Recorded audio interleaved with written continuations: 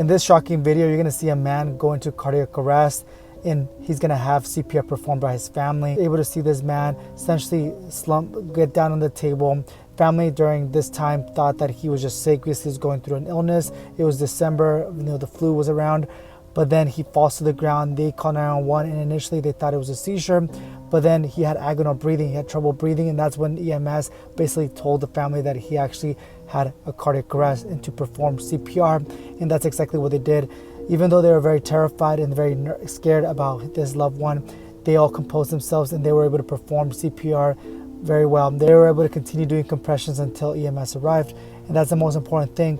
When someone goes into cardiac arrest, whether it's from a respiratory perspective or a cardiac perspective, essentially the heart stopped pumping. You got to continue supporting the heart function by doing chest compressions so the heart is able to pump, so that you're able to continue perfusing the brain as well as other vital organs, because if you don't do that, the patient is suffering brain injury, brain death, and at that point, if you do bring them back, they could have serious neurological deficits as a result of not perfusing the brain during that time that you didn't do chest compressions. So it's very important that if you are not CPR trained, you get CPR trained. But you never know when someone in your loved one or anybody around you could go into cardiac arrest, because cardiac arrests do happen at an alarming rate, and you never know when this skill could be very useful in saving your life. But ultimately, good news is that this patient was actually able to recover. They were able to bring him back to life.